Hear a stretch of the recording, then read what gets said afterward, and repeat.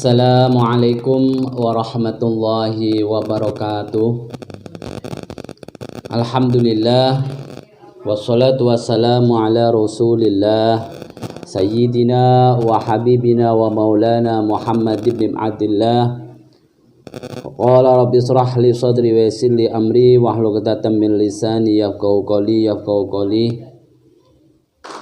Kepada santriwan santriwati yang mudah-mudahan yang hadir pada pertemuan kali ini, yang selalu dirahmati, dijaga, dilindungi oleh Allah Subhanahu wa taala. Sebagaimana biasa, puji syukur kita kepada Allah Subhanahu wa taala dengan ucapan alhamdulillah. Pada kesempatan kali ini kita masih diberi kesempatan oleh Allah Subhanahu wa taala untuk sama-sama belajar, sama-sama sinau, saling menasihati, yang mudah-mudahan ada banyak manfaat dan banyak faidah. Wabil khusus faidah untuk keluarga kita, untuk saudara-saudara kita, dan wa umumnya untuk kaum muslimin dan muslimat, mukminin mukminat. Salawat dan salam selalu kita aturkan kepada beliau Nabi Agung, Nabi besar Sayyidina wa Habibina wa Maulana Muhammadin, yang selalu memberikan, yang selalu membawa pencerahan kepada kita selaku manusia khususnya, dan selalu membawa rahmatan lil alamin dengan adanya dinul Islam, sehingga membawa kebahagiaan bagi seluruh makhluk yang ada di alam dunia ini. Mengapa kita harus selalu melantunkan sholawat kepada beliau? Tentunya yang paling penting adalah harapan kita selaku kita umat Islam yang maunya diakui sebagai umat beliau.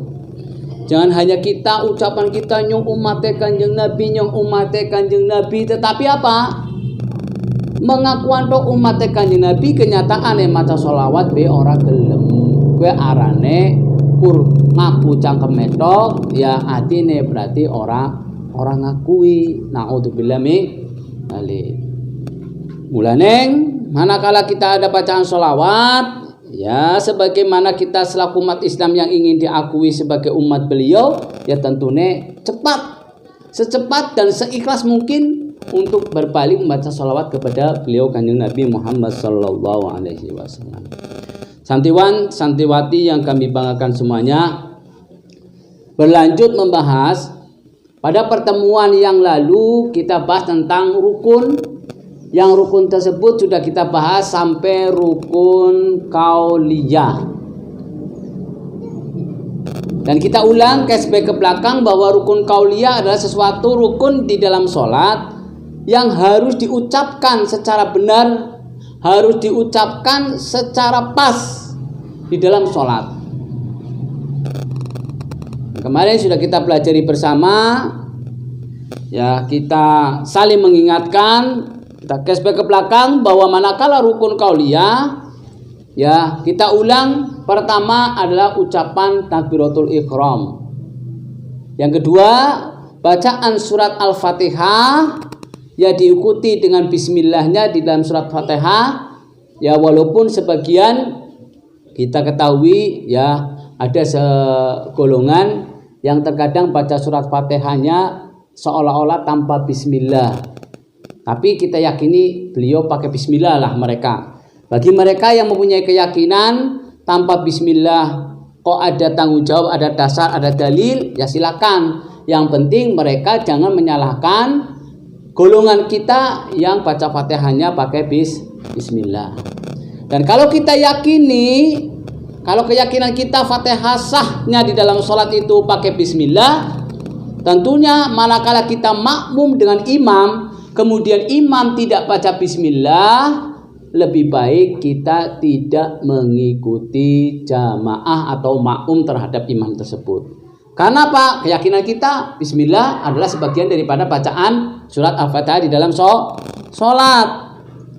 Kalau imam tidak baca bismillah, kita yakinnya bismillah adalah penentuan di dalam surat Fatihah, ya kita jangan ikut, lebih baik sendiri mundur. Ataupun istilahnya mufariqolah, sholat sendirian terpisah daripada kelompok.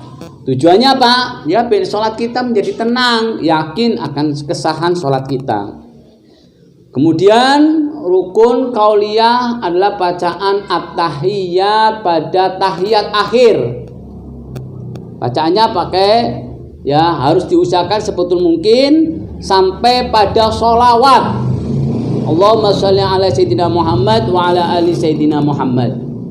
Nah, bacaan sampai situ yang dirukunkan, maka dari awal sampai sholawat diusahakan semaksimal mungkin harus betul. Jangan sampai tidak betul. Nah, tidak betul ya karena rukun ditinggalkan, sholatnya tidak sah. Demikian juga bacaan qauliyah, rukun qauliyah yang lain. Yang terakhir adalah bacaan salam. Ucapan salam pada salam yang pertama pada sholat adalah rukun qauliyah. Makanya manakala kita mengucapkan salam harus berhati-hati pada salam yang pertama. Untuk salam yang kedua bagaimana? Walaupun hukumnya sunnah, tetapi bisa juga membatalkan sholat manakala cara salam kita yang kedua itu melakukannya dengan tidak benar. Contoh yang kemarin sudah kita pelajari bersama, manakala sudah salam pertama kemudian bincang-bincang, bicara-bicara terhadap teman terhadap sebelah, di dalam sholat kok malah salam yang kedua diulang, ya diadakan, dilaksanakan, maka sholat tersebut sudah dianggap batal. Sebab melaksanakan salam yang kedua berarti menandakan dia masih dalam keadaan sholat. Kemudian bab masalah di dalam sholat, rukun-rukun yang sudah kami sebutkan, ya pertama rukun qalbiyah, niat dalam hati dibarengi dengan takbiratul ihram. Kemudian rukun qauliyah, ya dari rukun-rukun tersebut janganlah ditambah dan jangan dikurangi. Apalagi dengan rukun fi'liyah yang harus kita lakukan di dalam sholat, baik gerakan pertama ya sampai akhir dalam ruku, sujud, ya i'tidal dan lain sebagainya. Semua yang ada di dalam gerakan sholat itu rukun. Nah, bagaimana syaratnya rukunnya dalam gerakan sholat itu agar sah? Haruslah tumak-ninah. Ingat, harus tumak-ninah di dalam gerakan rukun fi'liyah. Tumak-ninah itu harus betul. Apa itu tumak-ninah? Tumak-ninah itu menghentikan seluruh anggota tubuh. Ya, berhenti kayak mesin robot dipateni, ceplek, begitu mati lep menang kadar ucapan paling sedikit kadar ucapan subhanallah. Kalau agak lama sedikit, ya yang penting aja terlalu maka boleh, lebih baik. Tetapi ada di sebuah tempat, ada beberapa tempat, ya ada sebuah tempat yang tidak boleh dalam kita berhenti itu terlalu lama. Contoh pada i'tidal, kecuali pada sholat subuh karena mau dibarengi dengan bacaan qunut. Manakala bangun dari ruku di luar sholat subuh karena mau diikuti dengan bacaan qunut, doa qunut, ya maka tidak dianjurkan berlama-lama setelah ruku di luar sholat yang mengandung bacaan qunut. Yang lain diusahakan hanya setekad ya tumak-ninah. Kalau mau cepat ya setekat tumak-ninah, ibarat permainan kayak robot pateni turipna. Jadi kita harus berhati-hati dari rukun-rukun, jangan menambah rukun fi'liyah dan jangan menambah rukun-rukun yang lain.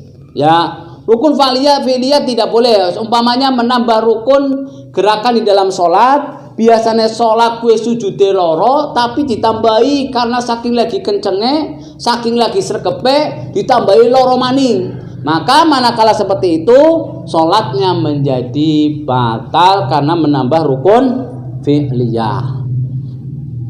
Dan bacaan-bacaan yang lain, bagaimana bacaan Al-Quran di setelah surat Fatihah? Ya kita ketahui itu bukan hukumnya rukun qauliyah, tetapi adalah cuma bacaan sunnah. Bacaan Quran setelah surat Fatihah hukumnya sunnah, boleh surat panjang ataupun surat pendek. Tetapi kalaulah nanti kalian para santriwan jadi imam besok, setelah besar, pinter, kemudian disuruh di masyarakat jadi imam, maka manakala mau berjamaah, lihat kondisi, situasi dan kondisi. Walaupun bacaan Al-Quran di dalam sholat itu pahalanya besar setelah baca surat Fatihah, tetapi ya perlu diingat melihat situasi dan kondisi daripada para makmum, mau baca surat panjang ataupun surat pendek.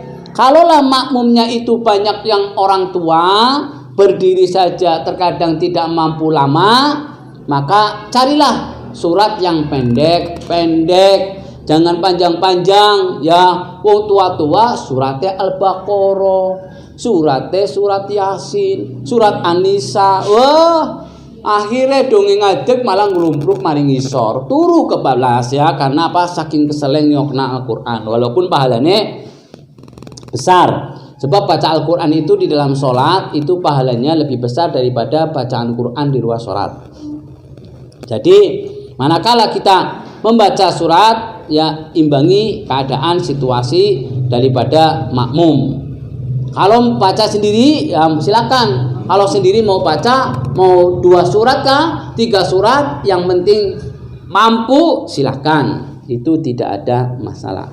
Nah, tapi kalau jadi imam, ingat santriwan bakal calon jadi imam-imam di masyarakat, ya khususnya imam di masjid dan musola, ya perhatikan sekitarnya, makmum kita diperhatikan. Makanya disunahkan manakala mau berjamaah, imam itu sebelum mau mulai ya melihat ke belakang. Dianjurkan melihat ke belakang karena sambil melihat situasi kondisi, siapa sih makmume, bocah nondom apa tua-tua, ya memang anak keperluan penting-penting apa orang, ya. Jadi makmum sekolah selaku imam ya tahu tentang rukun qauliyah, rukun fi'liyah, rukun qalbiyah, ya harus tahu. Dan kemudian hal itu harus diimbangi dengan keadaan situasi manakala sholat berjamaah, khususnya imam.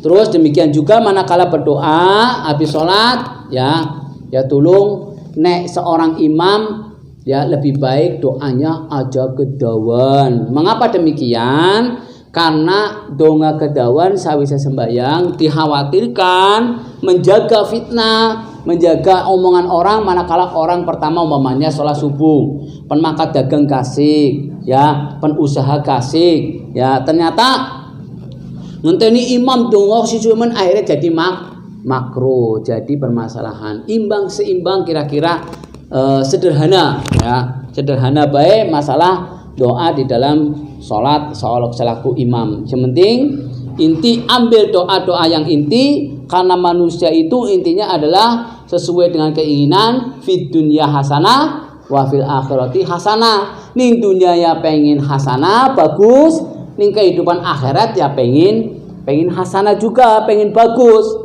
Sehingga manakala ning dunia hasanah, ning akhirat hasanah, itulah kesempurnaan di dalam hidup yang keinginannya setiap manusia yang hidup ning alam dunia ke pengen nang bahagiana ning dunyane luar biasa, ning akhirate ya luar biasa. Tentunya apa yang sudah kita pelajari juga bahwa wong pengen bahagia ning alam dunia alam akhirat yang nganggo ilmu yang sudah kita pelajari kemana cara-caranya, ya bagaimana bagian dunia ya ilmu dunia kita cari, bagaimana ke akhirat ya ilmu akhirat kita cari. Bagaimana kedua-duanya ya diimbangkan, ilmu dunia kita cari, ilmu akhirat kita cari, kemudian dipraktekkan bersama-sama agar pas dalam kehidupan kita. Harapan kita bahagia di dunia hasanah wa fil akhirati hasanah, ya begitu bisa nyaman dan bisa dirasakan oleh kita. Makanya Islam itu katanya rahmatan lil alamin, sangat-sangat benar. Islam itu rahmatan lil alamin, benar-benar sangat-sangat benar. Ya dari segi aturan, secara aturan dan lain sebagainya, Islam itu sangat luar biasa kalau kita pelajari. Makanya santriwan-santriwati mondok ning kene ning tempat pengajian pondoknya kudu sing serius, sing temenanan. Cari ilmu sing bener-bener ya aja kosi istilahnya mencari ilmu hanya kurdah daripada rugi. Mumpung nesinom jere ya istilahnya jaga maksa waktu mudamu sebelum datang waktu tuamu. Nesinom tenagane nisi kuat, pikiran nisi bagus, ora akan macem-macem. Kesempatan kue ayo gunakan sing temenanan golek ilmu. Ben kita kue manakala wis masuk waktu tua, wis akeh udure ilmune wis masuk kabeh ning otak pikiran kita. Jadi manakala kebutuhan kue bisa terpenuhi, masa tua kita tinggal maneni, tinggal menggunakan, tinggal memanfaatkan apa yang sudah dipelajari waktu muda, ya akhirnya masa tua tinggal kita merasakan kebahagiaan. Itu saja, nanti kita lanjutkan pelajaran-pelajaran berikutnya dari kami. Billahi taufiq wal hidayah. Assalamualaikum warahmatullahi wabarakatuh.